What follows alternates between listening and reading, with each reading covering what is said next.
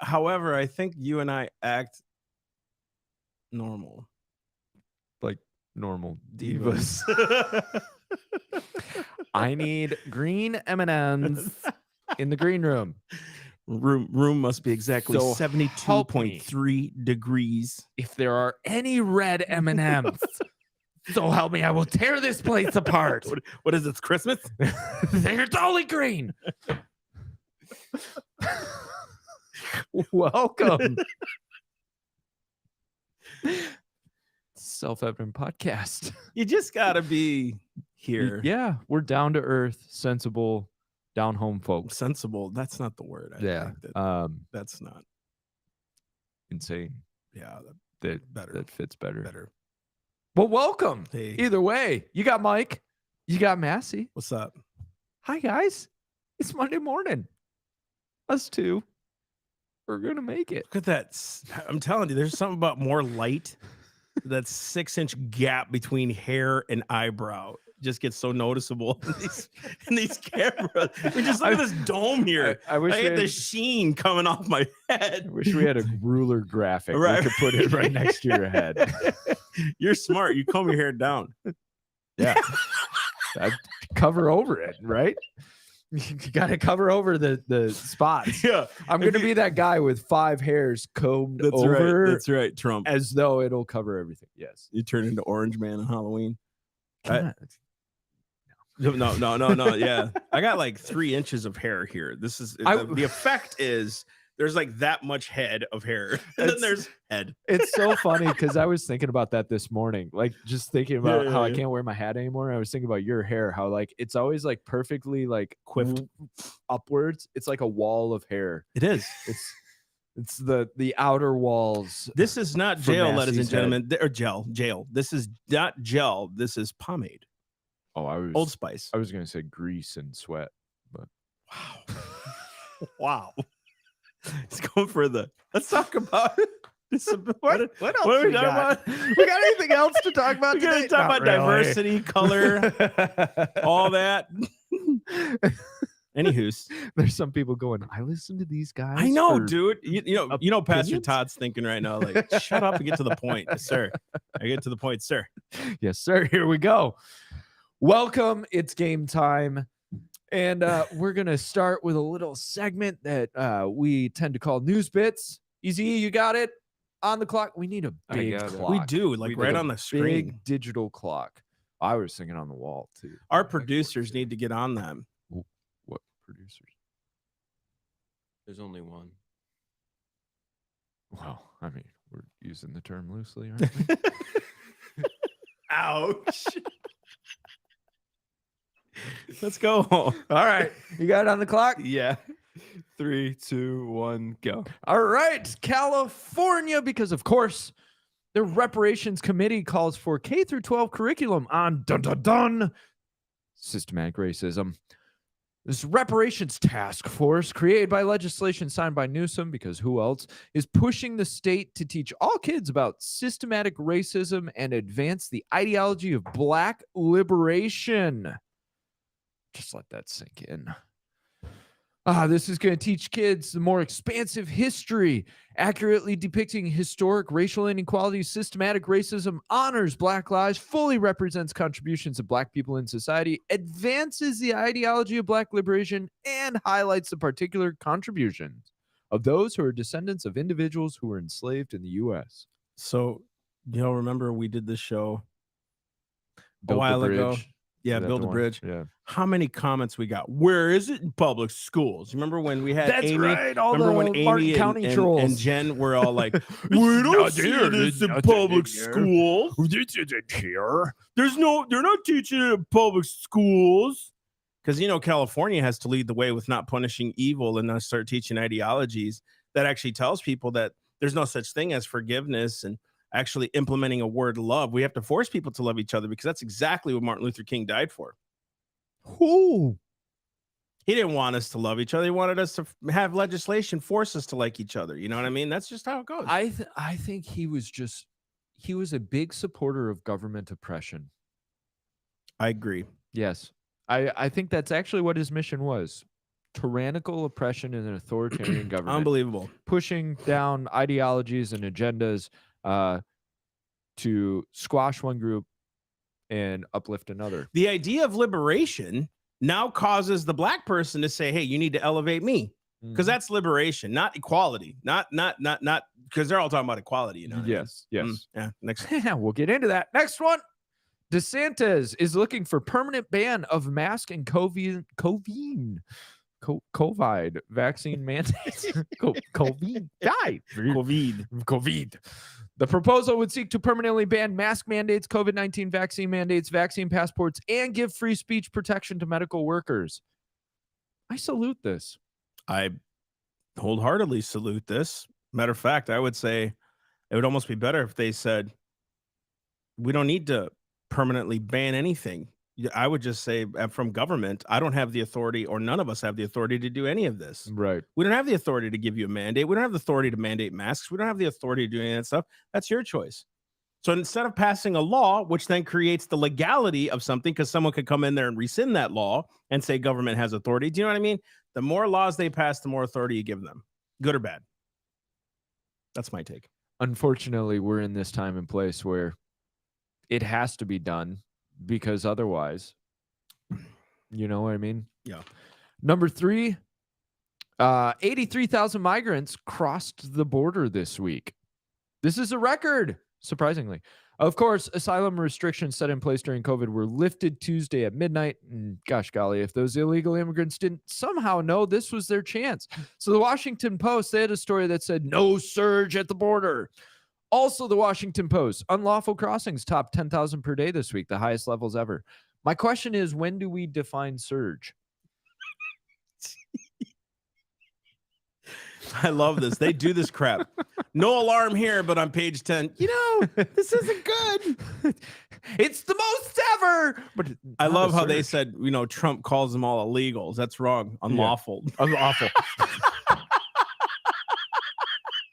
I'm so glad you This is noticed awesome. That. This is awesome. No. That's racist to call them illegal immigrants. It's called hypocrisy, folks. We want unlawful migrants. It's called hypocrisy. We dare do it because it's good. If I say it's good, it's good. It's good. So that's your roundup. I think we're ahead of time on this Hot one. dog. Let's go. That was 36 seconds to spare. Come on. Nice. Game on. All right.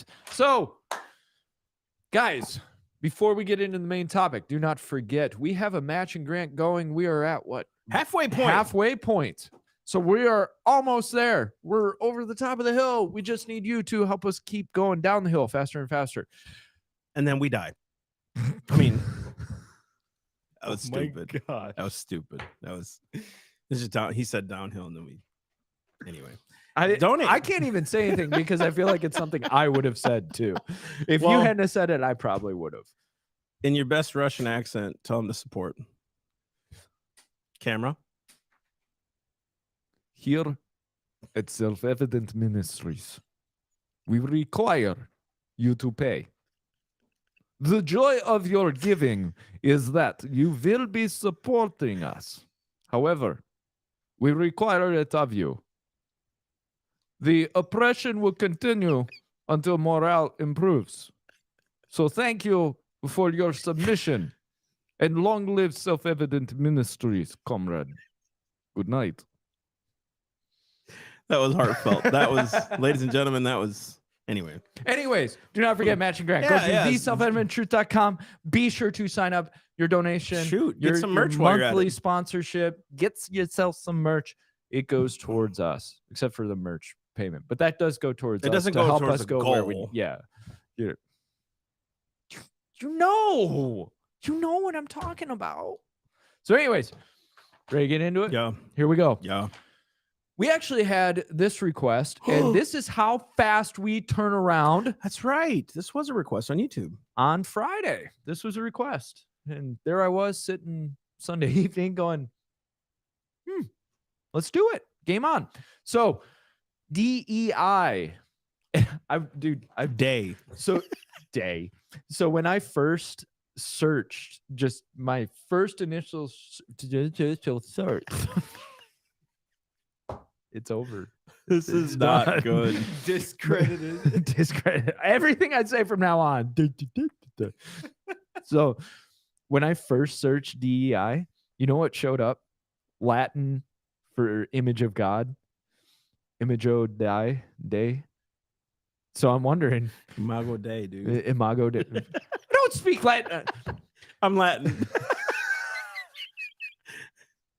Anyways, but do you notice that? It's like in the image of God. Is DEI now our God? Oh. Shape into that image. Other people will be like, it's the satanic agenda. So what is DEI besides God? It means diversity, equity, and inclusion. And I am really wishing they would have done a diversity, inclusion, and equity, but they don't really have the guts. So diversity, take people a second. Diversity is the focus of attempting to shape a professional atmosphere, whatever it may be, corporate, academic, political, to reflect the cultural, racial makeup of the nation of the atmosphere it resides in. Now, this is my personal definition, but basically what that means is, okay, we have 13% black and 50% white and whatever. So the corporate structure should be perfectly that, is what this idea is, from top to bottom, whether it's the CEOs across the nation or ground level workers, although we don't really ever argue about sewer workers need to have racial makeup. Bricklayers. Yeah, you know, Subway workers. yeah, all the harder Window jobs, washers. dirty jobs. Yeah, we're not exactly fighting for equality on them. I mean, I think Although, we should, you know what, guys? Very honorable jobs. Absolutely. We can't run without you, so we thank you for that. That's an honorable profession, man. I mean, seriously, that takes guts, you know, some of these guys. I was watching And girls. YouTube short where this guy was going around asking women, would you rather be a CEO for free or clean sewers for $100,000? And the women were saying, I'd rather be the CEO. And the men were saying, I'll clean sewers, $100,000. Heck yeah. You know, it's like right there. Now, is that perfect cross section? No. But how many women will actually get down into that sewer and clean it for 6 figures? Right. I'm not saying women don't work hard and women don't, but this whole idea of diversity is predicated on the idea that all CEO positions should be perfectly 50% because that's just how society looks. It's the same thing with race, right? Which is DEI really got its talons in the 60s with race and gender with the whole feminist movement. And so equity, you'll hear this term, and most of you probably know this, but in case you don't, equity is different from equality. So DEI believes that equity is different because equality implies treating everyone as if their experiences were exactly the same. It's a common way to differentiate the two by saying equality is equal opportunity, equity is equal outcome. So what that means is diversity, equity, inclusion, they're not looking to create equal opportunity for people. They're looking to steal a job from somebody and give it to someone. He said it. I didn't.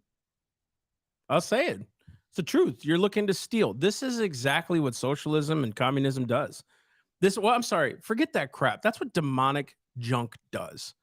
It steals from one to give another. Where's the benevolence in that? Where's the actual, if we have to do this, what's the incentive to get kids to go out there and actually want to do something for their lives? If they know that one day, it doesn't matter how much I study. If there's a black dude that or a Mexican or something, right, that applied for the same job I did, and because of their color, they have a better shot to get it than I do, just because of their color, not because of qualifications, but because of their color. What's the point in actually studying for something like that? Right. Anytime that you try to engineer outcomes, people stop trying. What's that story you said about the Pilgrims and stuff like that? Remember when socialism happened? Oh, Jamestown. Yeah. So when Jamestown first was started, they had a communal communist equity type setup. Equity. So the grain storehouse was in the center or whatever, and everybody could pull out what they wanted. So of course, nobody grew anything. Everybody just wanted to take. And they eaten shoe leather and rats and stuff until finally they said, okay, this is what we're doing. Everybody's going to get a portion of land. You grow your own food. Then all of a sudden they started having abundance and people were trading and people were selling extra food and all of that. And in the Soviet Union, the joke was, you pretend to pay us, we'll pretend to work. Like there's no incentive. A system that decides that no matter what, the outcome is going to be this, it disincentivizes a person's passion. Amen. So a person a person won't. 9 times out of 10, a person's not going to give their full effort if they already know the conclusion and they know no matter what their effort is, it doesn't matter. Yeah. Let me tell you, are you going to study 14 hours for an exam if you know no matter what you do, you're going to get a B? Screw it. Play video games. Sleep. Yeah. It doesn't matter. Doesn't matter. Not matter how hard you study or how well you do or how bad you do, you're going to get a B. What's the point in studying? Right. I fear that's actually, this whole thing is more spiritual than we give it credit for. I think that's crept into churches too.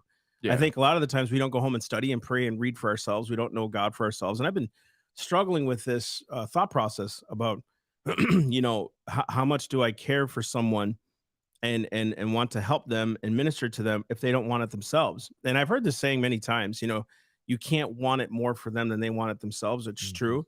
And then there's also this other side of me, Lord, you could change any heart. So like, how far do I go? And what happens is if people know that the preacher's good, everything's solid, I know I'm going to go in there and get my 4 songs and my sermon and leave. What's the point if you're not being taught to go strive after the things of God? Because, hey, after all, the end, I know I'm saved no matter what I do. You know what I mean? This teaching is kind of crazy. But in Christianity, if you know that you're saved, your spirit, your heart wants more of God. When you know that you're saved, you know what he saved you from. And I think we don't teach that enough. Yeah. What he died for, like what was the purpose? It wasn't just for sin. It was to redeem your entire sin nature, your bondage, to deliver you, right? The course you were on was set on hell. It was. The wrath of God was coming against you, and then he puts it all on his son. There's like a great story here, rather than just saying, hey, you're a sinner, blah, blah, blah, say this prayer, you're done. You know what I'm saying? It cheapens it almost in a sense. You know what makes that work? Because somebody can make the argument, well, Christianity has equity then. Equal opportunity or equal outcome, right? Salvation. It doesn't matter whether you're small or large or whatever. But the difference in that is love. How much love do you have for the Father, right? Ooh. So love is that driver of, I know my outcome. I love God so much that I want to get closer. I want to seek him. I want to grow. And God's the one who does the transformation, right? In the communist system, the social engineering system. Let's put communism aside for a second. We'll just call it social engineering, which is, this is what this is. Good. And I'll get into that for a second. But in social engineering, and I get into this, they're not changing the heart condition. They're not. The love is what needs to change. Right? If I grow in love for a person sitting next to me, you don't need to put me into diversity training, because I'll grow in love with them and I'll try to overcome and reconcile these issues. Yeah. I think that's the difference with Christianity is, right. Do you love the Father? Because people are like, yeah, what about the person who just, murdered a bunch of people and then suddenly said, oh, forgive me, Lord, sorry. Well, where's their heart? It doesn't work for them if their heart is not actually repentant and submitted to God. You can't just say, forgive me, right? Because your heart's not there. The other thing too is with this DEI stuff, no person can work hard enough to ever gain these people's approval. It's never enough, right? Whereas with Christ, it has nothing to do with works. It has everything to do with Jesus. It has nothing to do with you or anything like that. And he changes your heart to love one another, even through their flaws. You love your enemy as much as you love yourself. You love the people who hate you as much as you love yourself. You love as Christ loved the church, right? You do these things from a heart that's been transformed. And what happens is, even in these systems, you've seen it. I mean, when Kevin Hart said a joke 12 years ago about something, there was no like, hey man, he's changed, he's different, let's give him the benefit of the doubt. No, it was, get him off that stage. It was like, do you see what I'm saying? Force will always win to the one who compromises. Yeah, that's force will always overcome one who compromises. because you don't have the word of God in here. You're not standing strong and solid. Dude, they're going to call you all manner of evil. Why do you think he warned you? So that you wouldn't falter, so that your faith wouldn't falter, the Bible says. So you stand firm in the faith. Know that they will come against you. Know that there will be persecutions coming against you, so that your faith would not waver. Don't let your faith waver. They're going to call you all these things.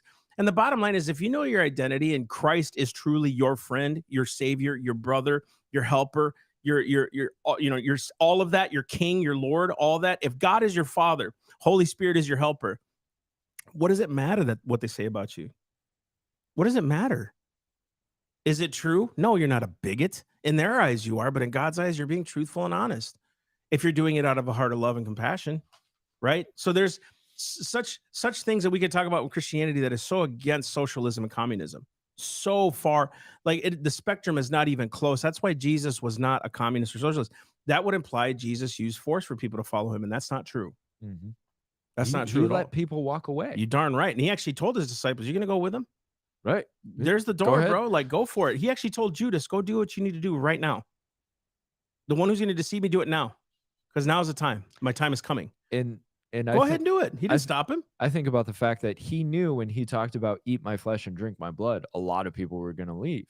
Like if he really was, no, I need to force you into me. He's not going to use language that might drive people away, but instead he used harsh He language did. because it was a test of like, hey, are you going to actually try to figure out who I am and the truth, or are you just going with your physical ears? Are you just You- going to follow the path? Dude, this is Yeah. good. Do you notice? I gotta say this. Do you Yeah. notice that Jesus in the Garden of Gethsemane was saying, "Let this cup pass from me," not because of what people were saying about him, No. but because of the death and the things that he was about to be forsaken by his Father. He knew it. Yeah. He had to be that. The full Appreciation. wrath of God was going to come down on him. Some of us are questioning ourselves before God because of what people say about us. His identity was so secure in his Father that he knew, I got to go to the cross. How many of us have the identity to make sure that we're secure before God to do exactly what he's called us to do? Yesterday's message was blow away. The promise wasn't these nice things. The promise was, for some of them, persecutions, Mhm. trials, beatings, scourgings, being sawn in half. That was their promise. They obeyed to be sawn in half. And some of you will say, "Oh my gosh, that's so harsh." No, it wasn't, because God wasn't looking for them to die. That's how the people reacted to the truth. They were just being obedient. The people who went and did these things were just being obedient. Noah didn't know the consequence of him building a boat, right? Abraham didn't know the consequence of leaving his land. Stephen didn't know the consequence. I mean, he knew he'd be persecuted, but did you think he knew he would die? No, that is how terrible the sin of man is. And you're putting that sin and that hatred on God. So you forced your followers. No, he didn't. He told you to be obedient. The world's the world. Dude, read Romans 1. They're brute beasts. They don't care. I mean, it's getting worse and worse. For some, they're being given over to that mind, right? So it's like, just be careful that your identity is found in Christ, in God. So you're not sitting there saying, "Well, Lord, they just say all these things. I got to rethink my." You ever notice Jesus didn't say, "I got to rethink my doctrine. I got to find an easier way to say this. I better find an easier way to talk about this issue." The Pharisees, Lord, they're not really listening and they're getting angry. Is there a way I can love them more? Is there a way I can kind of do this twisted thing with the scriptures? No. The bottom line is they thought that they were gods and they weren't. And they were turning people to twofold sons of hell that they were. That's what the Bible says. That's what Jesus said. You make them twofold the sons of hell that you are. Right? All in the name of attempting to become more righteous. Exactly. But and that gets into that whole idea of, are you actually looking to God for your wisdom and your guidance and your righteousness and your transformation, or are you looking to uphold doctrines and laws and all Bingo. of that? There's a big difference. I want to get into the history a little bit, because there's something that I've got deeper in here that really connects with what we're talking about. So back in the 60s, DEI really formed, and it started out just diversity. It was a result of anti-discrimination legislation. Okay. So it was becoming more of a conversation. People were looking at corporations, they were looking at academia and saying, okay, we have a diversity issue, so we need to fix this. And people considered managers' racial attitudes an important place to fight this fight. And then during the 60s and 80s, personality tests, personality traits were becoming a hot topic of focus for corporations. So a lot more psychological research, data gathering, and training got put into these corporations and got mixed up with this whole fight for diversity. In the 70s to 90s, Fortune 500 companies began diversity hiring efforts, and diversity training became a big focus. And that training was built on the movement focusing on personality traits. So what they decided was, we have managers who we feel probably have racist attitudes and aren't looking for diversity. We've got to train this out of them. We've got to teach them how to not be racist or sexist. So then you get to the 90s, 2000s, more and more diversity becomes a hot topic for corporations. But academic research begins focusing on inclusion. How do you include people? How do you create a one culture, one environment where everybody, holding hands and singing Kumbaya? Kumbaya. So one of the big questions was, why is diverse talent choosing to leave? So they're watching diverse talent leave, and they're going, well, why is that? We're not inclusive enough. We've got to build a more inclusive structure. From the 2000s to about 2015, inclusion became the focus. And research and preliminary findings pushed unconscious bias training and its impact on inclusion. Dude, unconscious bias. That stuff drives me nuts. It's so crazy. They tell you as a Christian you believe in a fairy tale. What are you talking about? Sin. I'm supposed to believe in something that isn't there. They're trying to tell you that you somehow have a bias you don't even know about. They're pronouncing judgment against you. And you don't even know your sin. At least the scriptures talk about what sin is. Right. Right. And that the law makes sin exceedingly sinful, that when the law comes at you, you're like, oh my gosh, this is the law of God. Here, they're just saying you have it, you don't know it, but you better know it. And if you don't know it, you're still a racist. And for those of you who haven't heard the times that we've covered this, implicit bias testing, unconscious bias, they take a test and they flash different colored faces and they flash good or bad words, and there's a connection they make that they say, well, you take longer to connect these two or shorter to connect these two, therefore it's implicit bias or unconscious bias. Wow. The problem is the correlation is so weak that even the same groups of people will have different results depending on the time of day, depending on how they're feeling, depending on all kinds culture, of bro. Stuff. It's so weak of a correlation that the test should not and cannot be accepted as a valid research. Can't be. No way. And there's plenty of people who have come out against it and said this really is not a good system for us to decide somebody has unconscious bias. Further, microaggressions, which comes out of this whole unconscious bias thing. And I use the example of not holding the door for somebody. If you don't hold the door open for me, it's because you're racist against me. Wow. That's the assumption. You've just determined all of the motives within the person based on an action that you have no understanding of why they did what they did. Truth. If I use a short word with you, it's because you hate me. Or maybe I'm having one heck of a horrible day and I just don't want to deal with people. Like, you cannot determine through microaggressions how a person actually feels in their heart towards you. Bingo. Off my That was good. stab. That's a little, All right. that's a clip. That's a clip. That's a little. So one thing that I wanted to point out in this, in the 60s, guaranteed there was a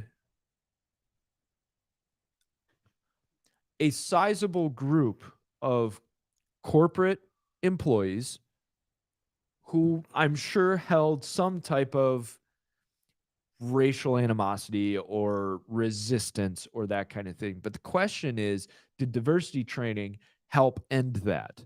And a lot of the research states that actually it didn't. And there's plenty of people who are pointing out, actually, there's a correlation of negative feelings and thoughts when diversity training is forced. How do you change people? And this is where I wanted to connect back with what you were saying. What hit me when I was writing this is what DEI does, diversity training, where they take you into a class, they tell you about implicit bias, they tell you about how bad you are, how whites, how you've contributed, the power structures. And, you actually yourself are helping contribute to the bias that's happened since the founding of the country. Yep, exactly. And It's and unbelievable. racism is institutional, and DEI training, what it tries to do is teach you how to mitigate and overcome racism in the workplace or Sure. sexism in the workplace, and how to Good be a luck. better person. Here's my issue with it. If you give a guy a gun and the guy goes and shoots somebody, we make this argument all the time. It was the person who did the firing. You're trying to fix the problem with a tool instead of the heart condition. You're trying to fix the symptoms. And this, I think, is what especially progressivism gets wrong so many times, is they try to fix the issue by changing the tools. They try to fix the symptoms thinking that'll fix the root. The symptoms of racism are, I don't want him for that job.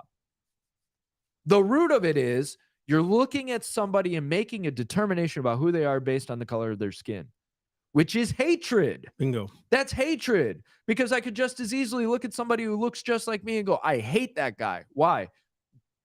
He's better than me. He's better looking than me. Whatever. Like, why is it automatically, well, here's the symptom, so we'll fix that and that'll fix everything backwards? That's the problem with diversity training. That's my issue with all of this is, like we were talking about in Christianity, the difference is the outcome for two people who are going to get saved but are in different spiritual positions is, where's their heart? The heart is what matters, because maybe I'm a wreck, but my heart is for the Lord. I love the Lord. And maybe you're righteous and amazing. Yep. But your heart is for the Lord. That's right. That's the difference, right? So this type of stuff, and I'm going to go on a little bit of a tangent Do here. your thing. So I in working on the tribalism book, I was reading another book that talked about an experiment with a boys' camp. And what they did was they took these groups of boys and they separated them into tribes or teams. And they told them bad things, just a little bit, about the other team, and had them compete against each other. And it got so bad that they had to stop and switch course, because the boys were going to end up tearing each other apart. All you had to do was throw in a little competition, tell them, hey, that's your rival over there. And they're like beating each other on the bus and, like shoving each other out of the cafeteria and all of that stuff. So the researchers switched things up. They said, okay, how do we get this back under control? And what they did was they took the boys from the two teams, and instead of sitting them down and telling them why they should love the others and all of that, what they did was they created a problem that all the boys had to solve. So one of the problems was the truck that carries the water to the camp breaks down, gets stuck in the mud or something. And so they tell the boys, if all of you want your water, you're going to have to go out and get that truck unstuck, get it fixed, and get it in. So all the boys worked together and did that. And then they did something where, well, we can do a movie, but you guys are going to have to pool your money together in order to be able to do it. So all the boys came together and they got their money together and they bought the movie and they had a great time. They got to a point where they were going out for ice cream and boys were buying ice cream for each other and helping each other out. Boys were calling their best friend a guy from the other team or whatever. Do you notice what happened? Wow. You didn't focus on the symptoms. You didn't focus. Well, we don't call them that anymore. Stop calling them that. You need to include him in this. You need to be a part. No, they created a common belief system, a common structure. And almost a speak life culture. Like, yeah. Like, you guys have to work together if you want this outcome, right? You got to coordinate. You better do it. Right. And that is such a better solution to something like this, because when you're a corporation, you're trying to solve a problem together. So why would we take people, put them in a room and tell them, this is what's horrible about you. This is what's great about you. You need to stop doing this. You need to start. And instead, put them all in a room together and say, okay, for the sake of your job, y'all have to fix this problem. I guarantee you at the end of it, everybody comes out a little more understanding of each other. Now, you may get exacerbated knocking heads, but that's not going to necessarily be about race. It's going to be about personality. Right. Which that's just, it is what it is.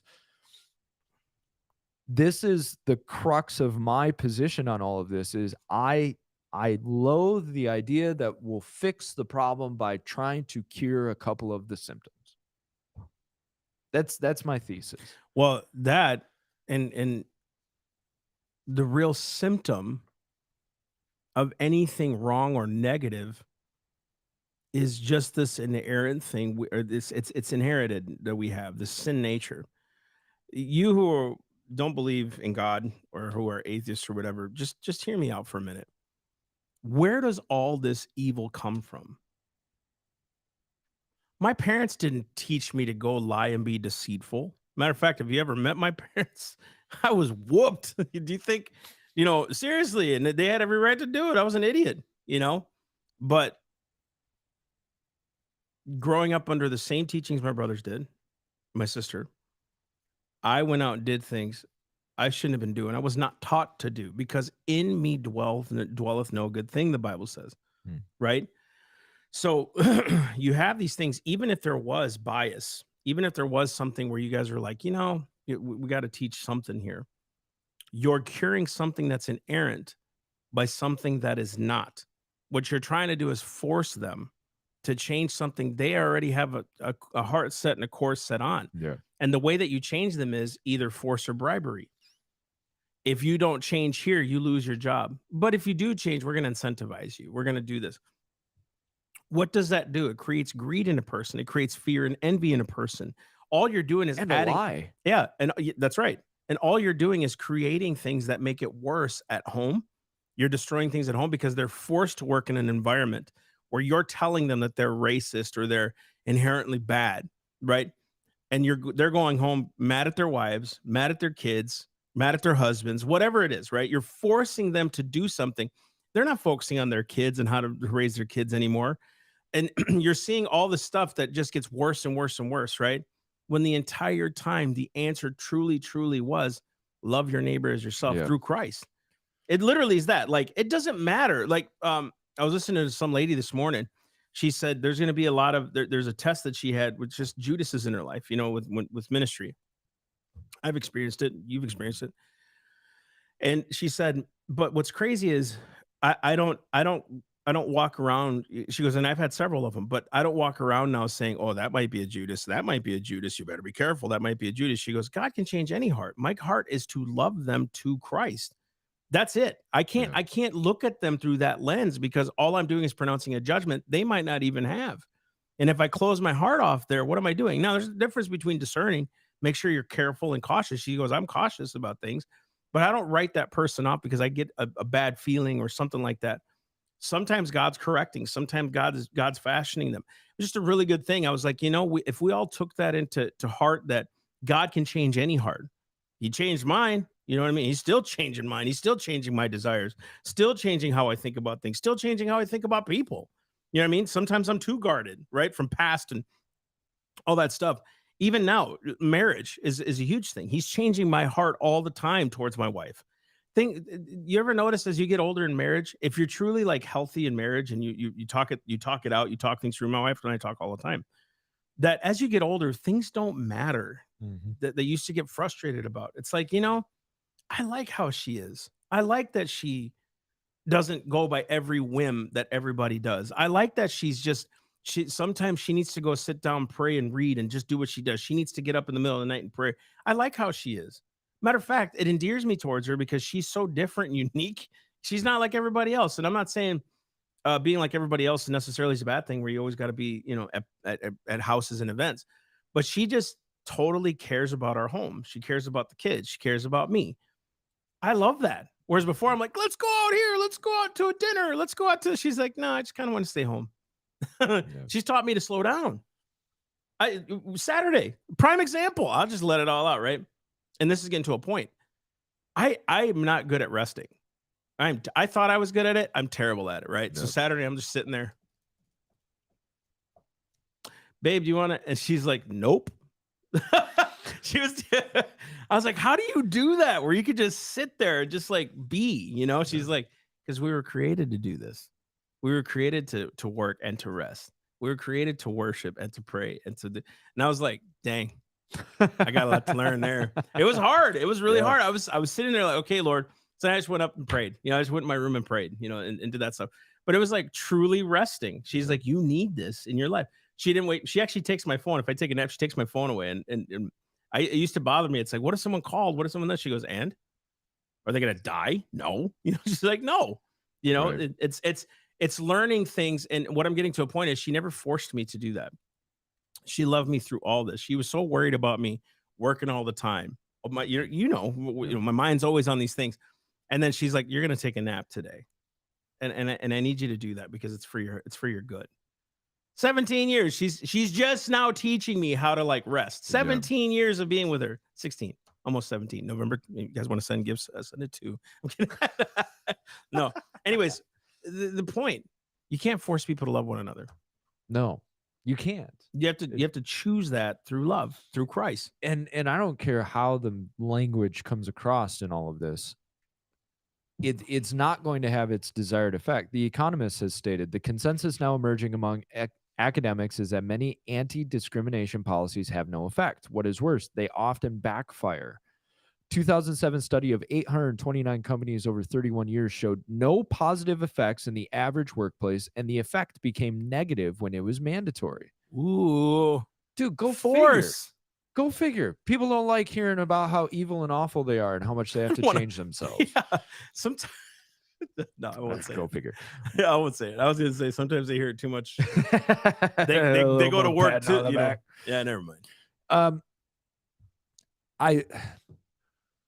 I've got a lot more, but there- I think we kind of hit it. Is thoughts and solutions though. What are the solutions? How do people get through it, Mikey? Like what's if they're corporate and they're you know what I mean? We have listeners that do this. They go through the corporate stuff, and how do they deal with it? I mean, the guy was genuinely asking. Yeah, and it's one of those things that you have to decide what stand are you going to take if it's mandatory. Are you? And I'm not making a judgment on that. If in your conscience it's like, well, it's mandatory and my job is most important and I'll go through it, then I think you need to prepare yourself and really solidify yourself in your convictions and how you feel and all of that, and make your statements where you need to. But you do have to figure out your conviction. Now, I think if you're a business owner, if you're a head of a corporation, the beauty is you don't have to implement this stuff. And if somebody presses you, especially the cancel culture, the public opinion, no, you stand firm. You stand strong. And I'm telling you, people say America is so divided because there's so many people who don't like this crap, who don't agree with it. We tend to think America is so divided and I'm the only one who doesn't like DEI. I'm the only one who's not into the whole pride stuff, all of that. It's divided and contentious precisely because there are so many people who think like you. And you look at Bud Light and what happened with all of that. I mean, people will speak. And you as a corporation, instead of going, well, I got to make sure that, we're handling quotas and all of that. Instead, how about you work on your shared values of your corporation? What is the goal and the mission that all your people are working towards? And you instill that in every fiber of them of, we are going to do the best thing possible. And I think it's a nationwide thing too, of if all of us have a shared value system, which go figure, we've talked a lot about what's the value system of America, what's the foundational system of it. And you notice Force is trying to change that. As they change it, what are they changing it to? Identity. Identity becomes the focus. Do not allow your corporation to use identity to become the focus and the defining factor between people, because that's where you really get into a mess. And I think people will transform when you show them the love of Christ, right? The love of Christ can't help but transform people and the area around them. You got tools. I do, in a sense. But I want you to hear me. This is a greater conversation. Isn't it unique that they're trying to force older people to change and telling younger people, be what you want? Whew. So notice now, instead of correcting our children, right? Instead of correcting, hey, these are thought processes and patterns that we see. Why don't we train our children to be more, loving, all these other things? Now they're forcing you, and they're telling your children that their value system is more important than your value system. So if you want to be gay, if you want to be trans, if you want to be all that stuff, then that's fine, right? You, though, however, having a multi-valued system that's like, hey, it's based on my religious convictions, it's based on society, it's based on culture, it's based on history, right? We know in history, it's genuinely always been and always will be male and female because God created it as such, right? And marriage was not a government institution; it's a biblical institution. This whole argument about marriage is on the wrong foundation anyway. We shouldn't be debating it at a government level. It's always a religious level because God creates marriage, and He created the marriage between man and woman. So you're seeing more and more we're pulling away from teaching our children how to love one another, forcing you to accept people. Notice that the word tolerance is not really tolerance, it's called acceptance, not love. They don't give a crap. They label it under love because it's easy, right? And I just keep going back to this thought process. They're going to keep telling you to do this because if they don't, they control the narrative of how people see you, right? I'm going to challenge all Americans, and we need to challenge you here this Friday. This Friday, we're going to start challenging people. Pastor Chuck gave me a good idea. We're going to start challenging you. Turn your TVs off and turn your phones off and go outside and walk every day and talk to your neighbors. And you're going to see a whole different America, a whole different America. This less than 3% of the junk that's happening and being controlled by the media right now is what's controlling your mind. That's where all the fear is coming from. The majority of Americans don't believe in this bull crap. And I started thinking about back in the day, how did they handle and resolve issues? It's because when an issue came up in a city, they all talked amongst one another. And when an issue was resolved, right, the media could not control what was happening. So if we stopped drag queen dances at schools, it was everybody's going to perceive it how they perceive it, right? I'm talking about moral stuff. I'm not talking about lynchings and stuff like that because I could see where the left will take that. Say, well, then the whites control the narrative. No. When it's done in godliness, right? I don't want my kids taught this junk. That's it. These schools would not allow strippers on a pole to go into schools and gyrate in front of kids. But you're going to let these disgusting acts happen. And those people need salvation. Those drag queens need salvation. I don't even want to call them drag queens. Those men that think they're women need salvation. They need deliverance. It's demonic, right? I love them. We need to love them to the truth, dude. We do. But you would never allow these things to happen if a stripper was in, you wouldn't allow penthouses to be put in a public library, but we're allowing this junk. See what I'm saying? And we're saying if we don't accept this, if we don't tolerate, if we don't this, because it's not just blacks. They're trying to use it for the transgenders. They're trying to use it for gays. They're trying to use it for every lifestyle out there. And it's not going to stop until you stop it. Until you may have to be that sacrificial person to stop it, to sue them, to say, no, this is not right. And we don't want to go that far because of what it'll cost us and how bad it'll make us look and all these other things. And yet your Savior was marred, beaten, crucified, and his reputation, he didn't have one. I think that's where we are as a nation. People don't want to do that because of what it'll cost us. When the whole time Jesus was like, this is going to cost you your life when you follow me. So are you willing to go through that? I mean, this is serious talk. Real. Are you willing to go through the price it's going to take to have freedom for your children? The founders did. I don't think they were all on board at first. They were probably like, I don't want to die, but yet they fought anyways. Are you willing to take that price of even what the Savior went through? I'm not talking about crucifixion. I'm talking about a spiritual crucifixion, an almost an anomaly or a version of a crucifixion publicly so that people can see the message you were standing for the whole time. Is that possible? I believe we have to. There's coming a point where it's like, doesn't matter what we say, dude. They're going to twist it and turn it anyway. So you might as well just say it. You might as well stand you on might conviction. As well. There's no reason not to. And the more you stand on conviction, the more you're going to have people come up against you. But they're willing to force you, right? And you've got to see it that way of they're willing to force you into a position that you don't want to be in. Bingo. So you might as well stand firm and say, I don't care what type of force you're, just like you said earlier, right? Force overcomes compromise. It does. sometimes you need to stand firm. And that's why it's so important to recognize that Christ said, count the cost. Bingo. And you may have to die for him. You may have to give up something. You've got to count the cost of, are you willing to sacrifice whatever for Christ? And when you're standing for the truth, the world is going to hate you. Bingo. If the world loves you, you might want to take a second thought on, okay, why is the world so in love with me? Why is the world accepting of who I am in this way?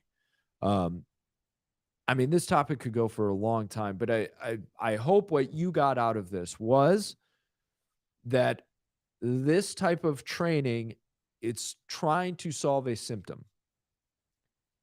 It won't. And it'll end up doing damage, and it does end up doing damage, as research is starting to show. Your focus for yourself needs to be, what's your heart condition? And like Massey said, maybe your call to action is actually start meeting your neighbors. Yeah. You know, we have a big challenge for the month of June, and we'll come out with it this Friday. But there's and it's not a challenge where you have to do anything for us. It's for yourselves.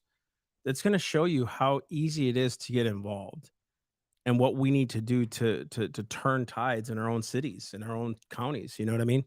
And it starts small. You know, that we have in the Constitution course where, and I have it on my slides too, John Adams wrote this thesis on the dissertation of canon law and feudal law. And it was read by like 40 counties, like 40 different towns and stuff like that. So it started to spread. So it's like this one dude who was just this little lawyer guy, just like writes this paper against tyranny. And he was like, it just started fires.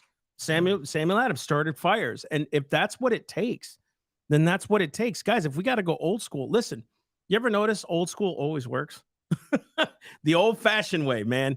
The old fashioned way, dude. The more complex cars get, most of us want to go back to carburetor. Yeah. Want to go to a carburetor and Can you imagine a car without a computer these days? oh my gosh. But dude, it's like 2 clicks, spark, gas, and oxygen. Right. That's it, man. Spark, gas, and oxygen. Rock and roll. I found the problem. That's it. You know, but the old ways, I'm not saying they're always the best ways, but the old fashioned ways of like just talking to your neighbor.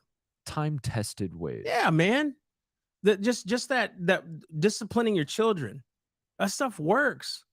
You know what I mean? Like, it's just teaching your kids and loving them. And that's the whole postmodernism deconstruction mindset, is just tear it all apart. Well, you don't have a solution at the end of it. So tear it all apart for what? You haven't actually come to a conclusion about whether or not something's good or bad. You've just decided it needs to be torn apart because it's old.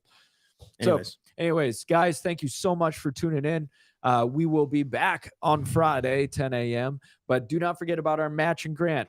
Go to theselfevidenttruth.com. Be sure to donate, become a member. We've got some cool stuff ahead for you. So thank you so much for your support, your encouragement, and your participation. You guys are amazing. All right. A lot amazing. Till Friday. Have a good week. Amazing. Love you guys. Bye.